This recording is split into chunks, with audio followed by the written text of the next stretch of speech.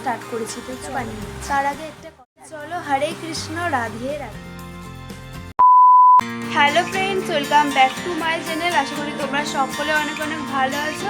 আর একটা নিউ ব্লগে তোমাদের সকলকে জানাই অনেক অনেক স্বাগত। তো চলো তোমাদের সাথে কী কী শেয়ার করতে পারি তা। তো ওইদিকে চালাতে আমি ছিলাম আর ওখান থেকেই ভিডিওটা স্টার্ট করেছি। তো চলো তোমাদের সাথে কী কী শেয়ার করতে পারি তা দেখা যাক।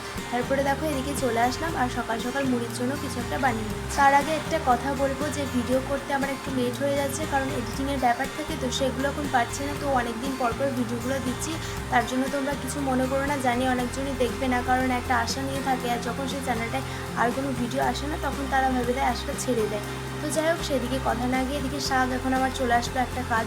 তো এত বিরক্ত লাগে, তোমাদেরকে বলেছিলাম এই শাকগুলো বাছতে, তো কিছু করার নেই, সব কিছুই করতে হবে। তো যাই হোক না কেন, এগুলো হচ্ছে কলমি শাক বলে তাও ভালো লাগছে। যদি খুঁটমুটে শাক হতো তাহলে তো একটু বিরক্ত লাগে। তবু খুঁটমুটে শাকই বিরক্ত বলছি, ওটা হচ্ছে জগন্নাথ দেবের একটা প্রিয় শাক। জগন্নাথ দেবের একটা প্রিয় মানে একটা প্রিয় শাক। তো যাই হোক, ওটা খারাপ বলবো না। আর এদিকে পায়েস হচ্ছে। চলো হরে কৃষ্ণ রাধে রাধে। এইদিকে পোস্ত তরকারি কমপ্লিট হয়ে গেছে, সেগুলো মা করছে, আমি করিনি, আমি শুধু ভিডিওতে দেখাচ্ছি। তো চলো আর কি কি কাজ আছে তোমাদের সাথে সব কিছু শেয়ার করব। তো দেখতে পাচ্ছ ভাজার কাজ চলছে, আর কি বলবো বলো।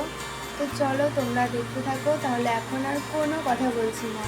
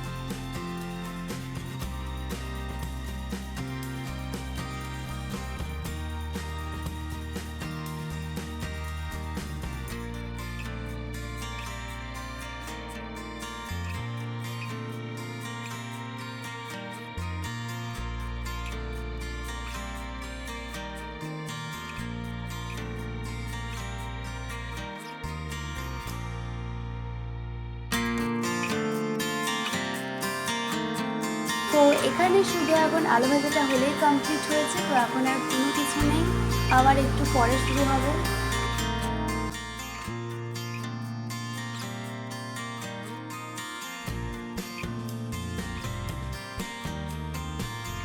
তো চলো আমি আমার ভিডিওটা এখানে শেষ করছি। তার আগে বলে যায় সকলে ভালো থাকবে, সুস্থ থাকবে, সাবধানে থাকবে।